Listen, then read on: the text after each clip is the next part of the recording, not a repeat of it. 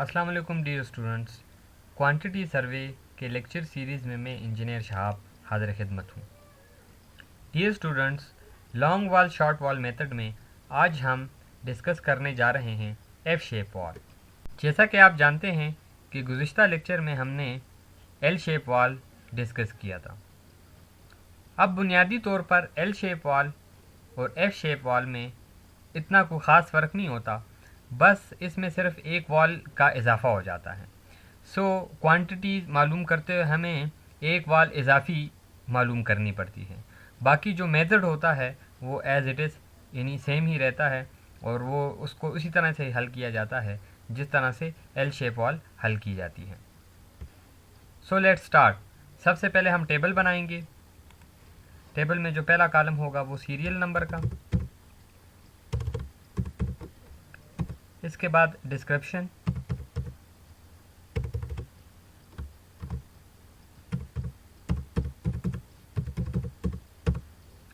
इसके बाद नंबर्स, फिर लेंथ के लिए मैं एल लिखता हूँ, ब्रेड्थ के लिए बी और हाइट एंड डेप्थ के लिए मैं एच और डी। इसके बाद quantity,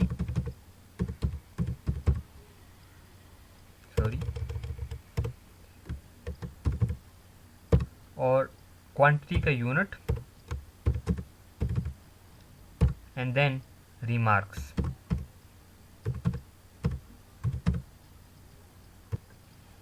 according to the cross section सबसे पहले हम जो आइटम मालूम करेंगे वो होगा अर्थवर्क, यानी सबसे पहले हम बुनियाद की खुदाई करेंगे। सो सीरियल नंबर में सबसे पहले मैं लिखूंगा एक्सकवेशन।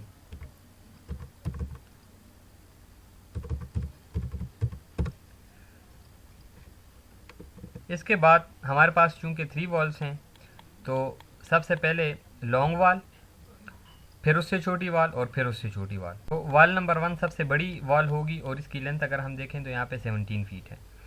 इसके बाद उससे छोटी वॉल जो है वो 9 फीट लेंथ है और उससे जो छोटी है वो 8 फीट। अब वॉल अगर 17 फीट इसकी लेंथ है तो इसके लिए एक्सकवेशन की लेंथ इससे ज़्यादा होगी। जैसा कि आप इस प्लान में देख रहे होंगे, वॉल की लेंथ कम है और एक्सकवेशन की लेंथ ज़्यादा है। तो एक्सकवेशन की लेंथ मालूम करने के लिए मैं क्रॉस सेक्शन का सहारा लूँगा और फार्मूले के मुताबिक मैं इसकी लेंथ मालूम करूँगा। सो सबसे पहले वॉल नंबर 1 W1, और वॉल नंबर 1 हमारे पास नंबर्स में 1 है तो 1 लिखूँगा। इसके बाद इसकी लेंथ, तो हमारे पास वॉल नंबर 1 की लेंथ मालूम करने के लिए हम फार्मूला अप्लाई करेंगे। Total length of wall 17 feet. इसमें हम प्लस करेंगे चूँकि ये लॉन्ग वॉल है तो लॉन्ग वॉल के लिए हम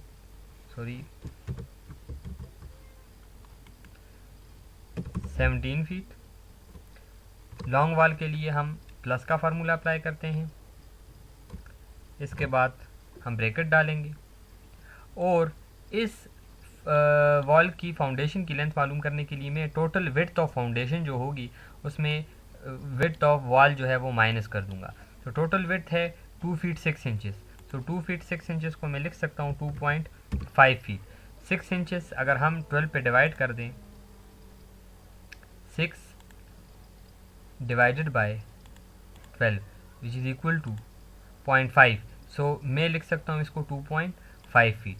सो 2.5 इसमें से हम दीवार की विड्थ को माइनस करेंगे जो कि 9 इंचेस है, और 9 इंच हमारे पास इक्वल होता है 9 डिवाइडेड बाय 12। जब भी इंचेस को फीट में कन्वर्ट करना हो 12 पे डिवाइड करेंगे, सो ये इक्वल होगा 0.75। सो मैं माइनस करूँगा 0.75 और ये इक्वल आएगा 2.5 minus 0.75 which is equal to 1.75, और हम इसको प्लस कर देंगे 17 के साथ। देखें 2.5 में से 0.75 माइनस होंगे और 17 के साथ प्लस हो जाएगा। सो इक्वल आएगा 18.75। सो इस वॉल के लिए एक्सकवेशन की लेंथ होगी 18.75 फीट। तो मैं यहाँ पे लिखूँगा 18.75 75 फीट। इसके अलावा इसकी जो ब्रेड्थ है तो एक्सकवेशन की ब्रेड 2 फीट 6 इंचेस है, सो मैं लिख लूँगा 2.5 फीट।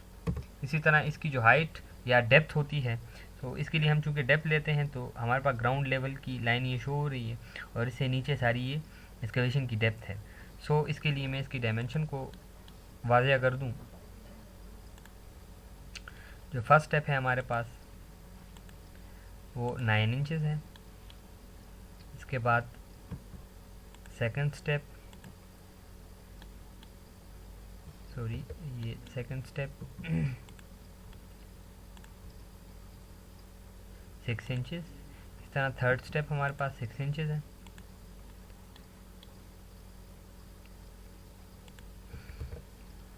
मैं इनके डायमेंशन स्केल को छोटा कर देता हूँ।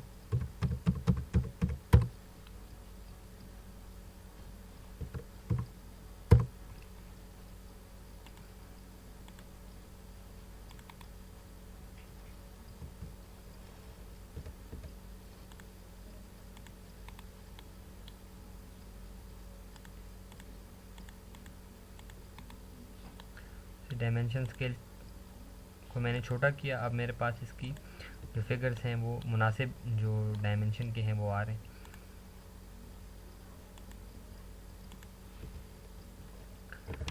इसी तरह हमारे पास जो step below the ground third step है उसका कुछ हिस्सा बिलो द ग्राउंड है और कुछ above the ground. So below the ground जो हमारे पास हिस्सा है वो हमारे पास आ रहा है 3। इसी तरह मैं इन डायमेंशन को भी छोटा कर देता हूँ। तो ये हमारे पास 3 इंच है। तो अगर हम देखें तो फर्स्ट स्टेप 9 इंचेस, सेकंड 6, फिर 6 और फिर 3।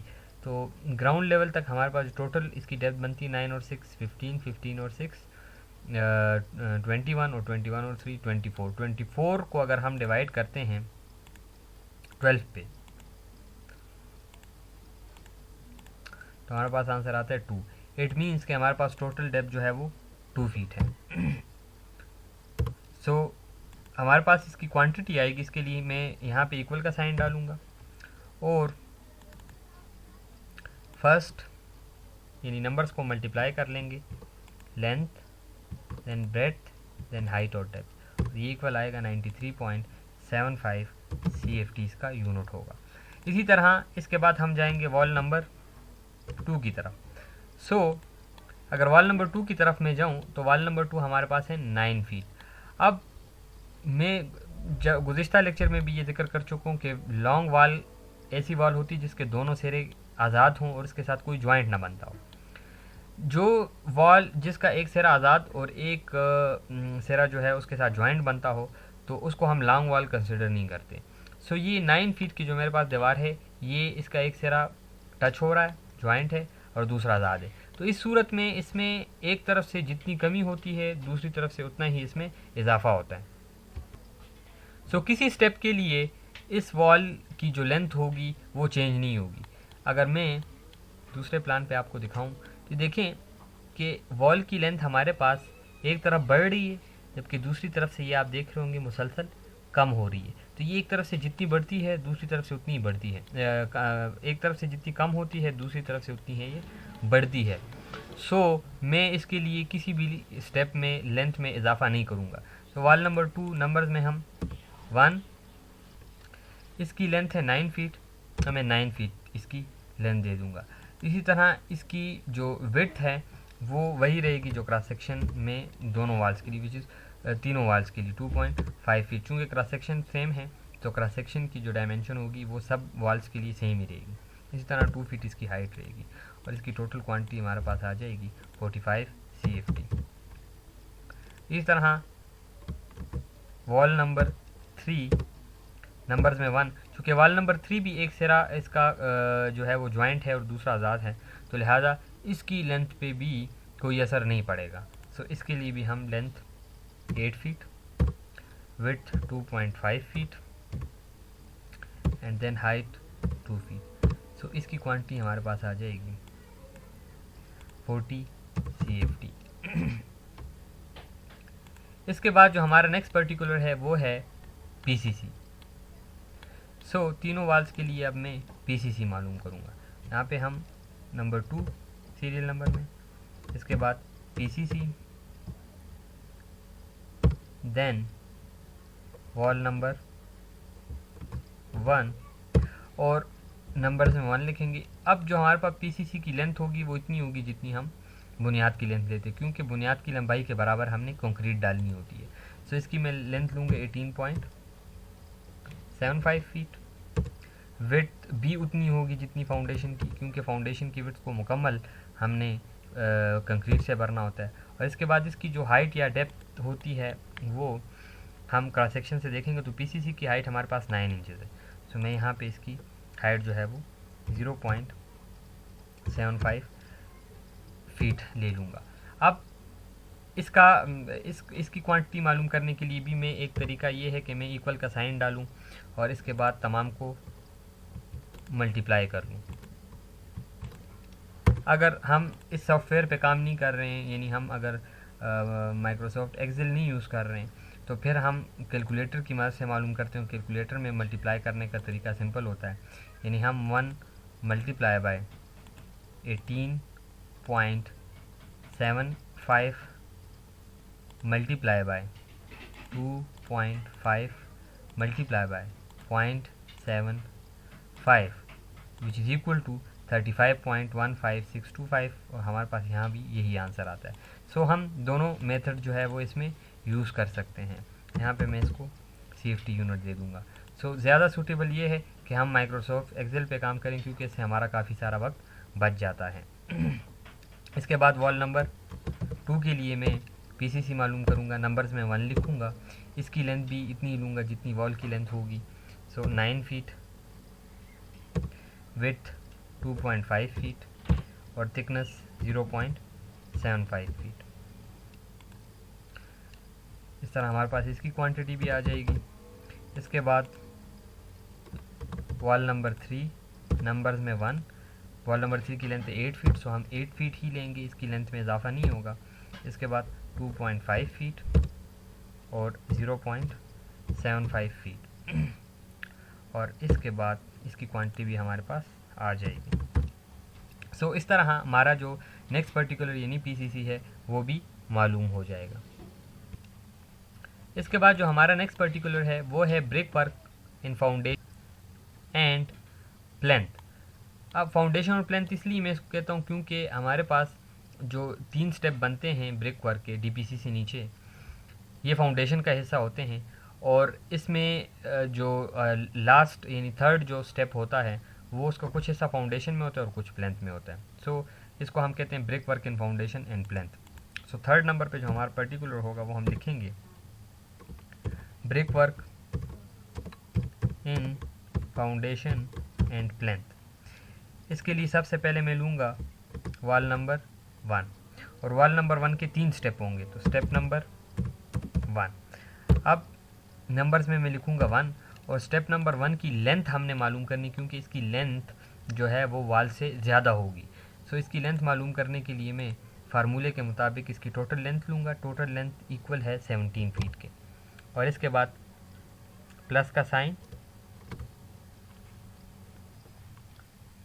17 फीट प्लस ब्रैकेट।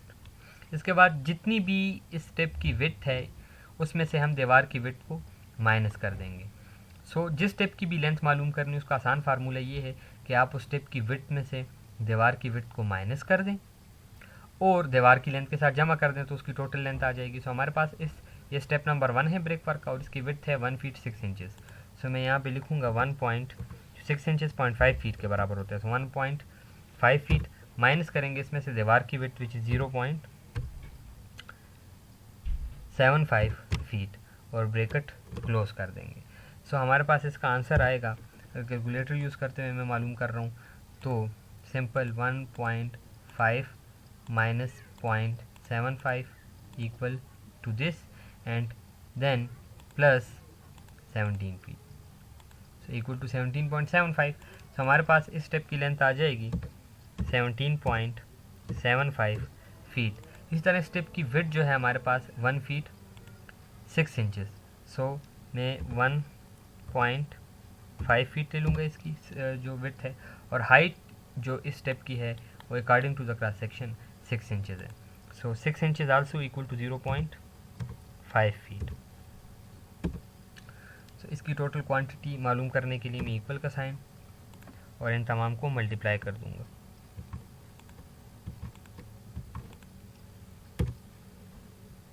और इसके बाद इसका मैं यूनिट लिख लूँगा। सो 13.31 CFT इसकी क्वांटिटी आ जाएगी। इसी तरह अब हम जाएंगे अपने नेक्स्ट स्टेप की तरफ। सो हमारा next step, step number 2, numbers में लिखूँगा मैं 1।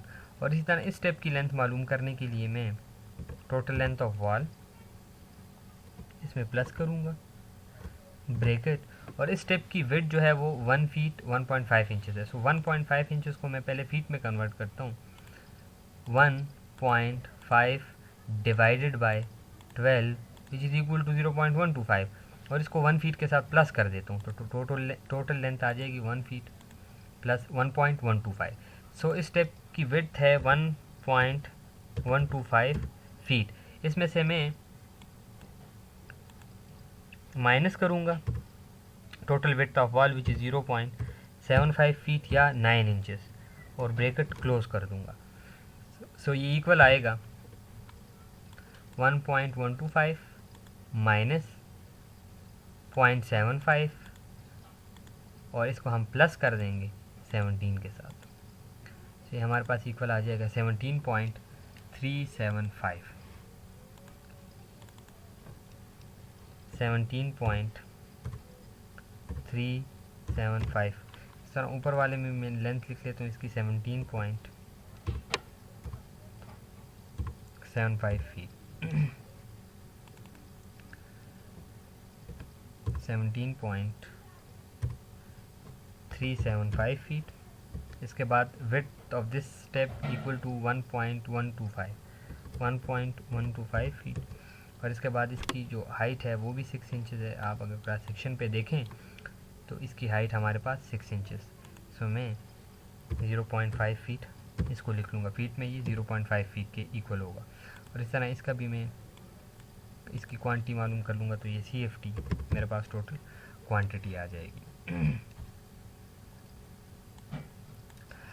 एक और चीज़ इसमें बड़ी अहम है, वो ये है कि जितनी भी हम वॉल्स के लिए जो भी आइटम मालूम करते हैं उसको हमने आखिर में उसको टोटल भी करना होता है, क्योंकि एक ही जैसा जो आइटम होगा उसको हम उसका टोटल मालूम करेंगे तीनों वॉल्स के लिए। सो टोटल यहाँ पे मैं इक्वल का साइन डालूंगा और इन तमाम को जो अर्थ वर्क मैंने मालूम किया प्लस कर दूंगा। सो ये टोटल हमारे पास आ जाएगा, और इसका यूनिट भी साथ में लिख दूंगा। इसी तरह इसके बाद PCC मालूम किया, तो PCC भी मैं यहाँ पे टोटल कर लूँगा, इक्वल का साइन डालूँगा,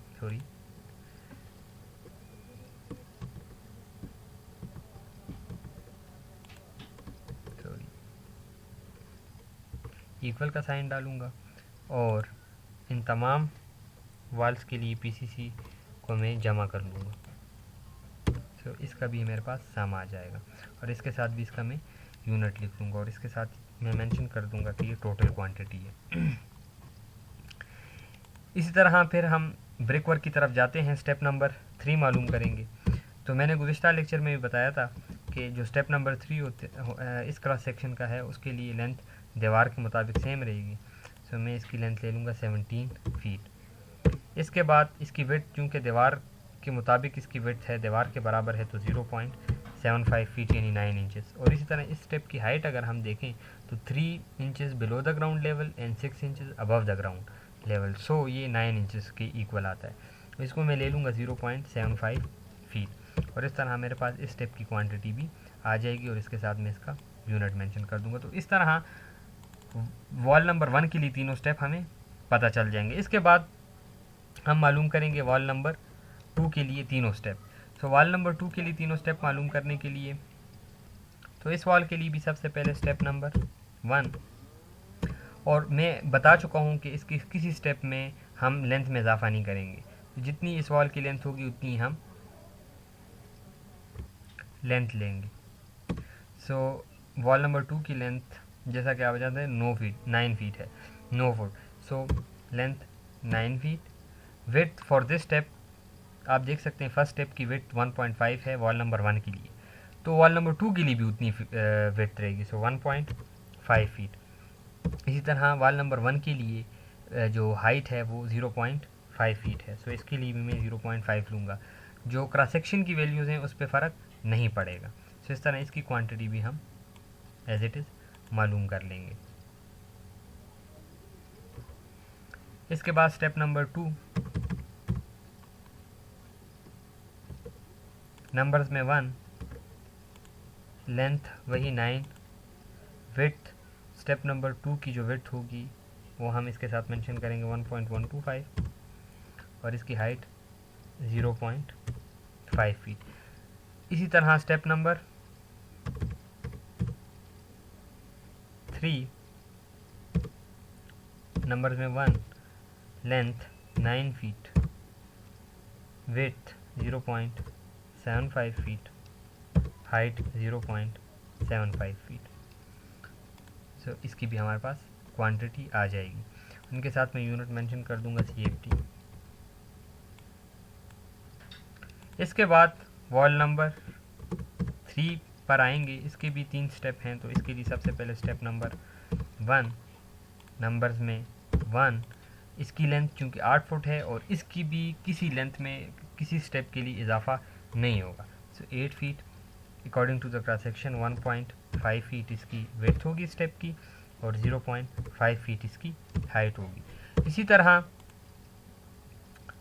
स्टेप नंबर 2, नंबर्स में 1, लेंथ 8 फीट, विड्थ 1.125 फीट और हाइट 0.5 फीट।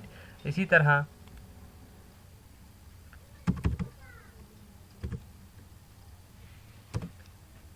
स्टेप 3, नंबर्स में 1, लेंथ 8 फीट, विड्थ 0.75 फीट और हाइट भी 0.75 फीट।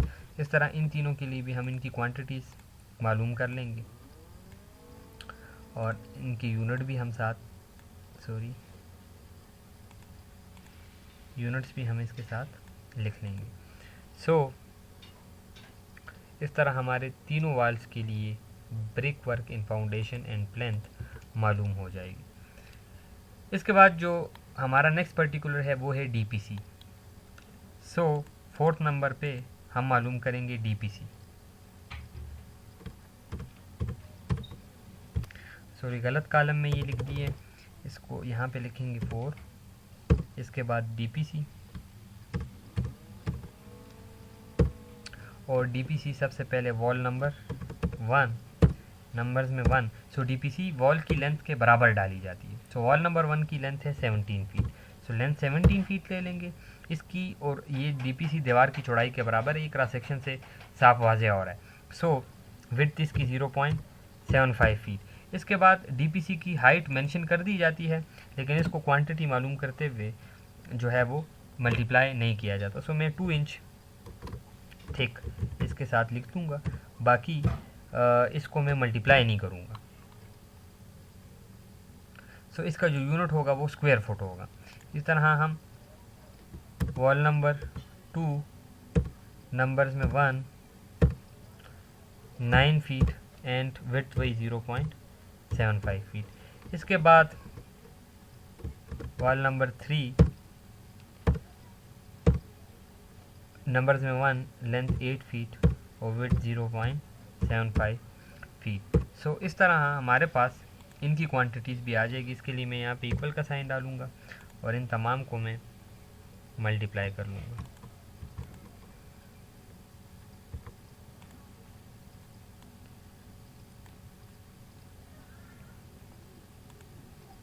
और इसके साथ यूनिट मेंशन करूँगा SFT।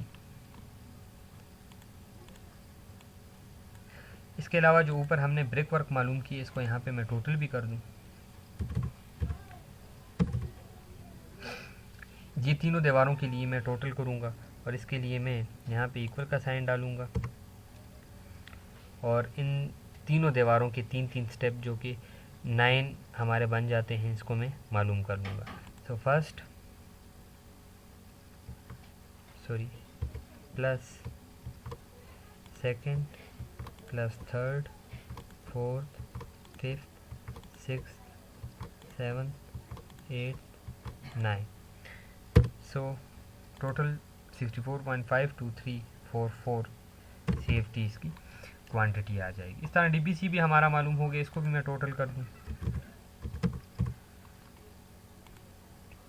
इक्वल का साइन डालूंगा। टोटल से मुराद ये इसको हमने प्लस करना है। So first plus second, sorry, equal का साइन डालूंगा और इन तीनों को प्लस कर दूंगा, टोटल क्वांटिटी आ जाएगी और इसके साथ SFT इसका यूनिट मेंशन कर देंगे। इसके बाद हमारे पास मुकम्मल दीवार बनी हुई है 5 फीट ऊंचाई पर। सो मैं दीवार की क्वांटिटी मालूम कर लूँगा, ये सुपर स्ट्रक्चर का हिस्सा होगी। तो 5 नंबर पे हम मालूम करेंगे brick work in super structure. So brick work in super structure तीनों दीवारों के लिए मालूम करेंगे। सबसे पहले वाल नंबर 1, नंबर्स में 1 लिखूंगा, जितनी वॉल की लेंथ होगी 17 फीट वो ले लूँगा। इसके बाद दीवार की width 9 inches which is 0.75 feet और हाइट हमारे पास 5 फीट है। सो मैं हाइट 5 फीट ले लूँगा। इसी तरह वॉल 2, नंबर्स में 1, लेंथ इसकी मैं ले लूँगा 9 फीट है तो 9 फीट ले लूँगा, 0.75 और हाइट 5 फीट। इसी तरह वॉल 3, नंबर्स में 1, लेंथ 8 फीट, विड्थ 0.75 फीट और हाइट 5 फीट। सो अब इनको हम क्वांटिटी मालूम करने के लिए मल्टीप्लाई कर लेंगे, इक्वल का साइन डालूँगा और इन तमाम को मैं मल्टीप्लाई कर लूँगा।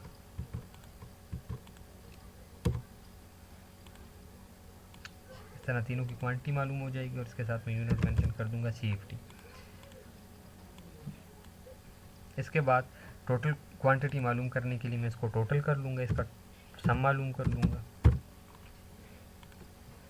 इक्वल का साइन, और इनको मैं जमा कर दूँगा तीनों वाल्स की क्वांटिटी को और इसके साथ में यूनिट लिख लूँगा। सो 127.5 CFT इसका टोटल आ जाएगा। इस तरह से हमारे पास इनकी जो है वो क्वांटिटीज़ मालूम हो जाती हैं तमाम पर्टिकुलर्स की। डियर स्टूडेंट्स, मज़ीद मालूमात और अपडेट के लिए आप विज़िट कर सकते हैं हमारी वेबसाइट www.xpacademy.com, जहां पर तमाम इंजीनियरिंग और कंप्यूटर कोर्सेज आपको फ्री ऑनलाइन सिखाए जाते हैं। अगर आप इन वीडियोस की कंप्लीट DVD कलेक्शन हासिल करना चाहते हैं तो इसके लिए आपको हमें कॉल करना होगा। इसके लिए हमारा नंबर है 0343901779 या आप हमें ईमेल कर सकते हैं, जिसके लिए हमारा एड्रेस है xpacademy@ymail.com, या आप हमें स्काइप पर ज्वाइन कर सकते हैं XP Academy के नाम से। So dear students, next lesson में नए टॉपिक के साथ हाजिर होंगे। तब तक के लिए अल्लाह हाफिज़।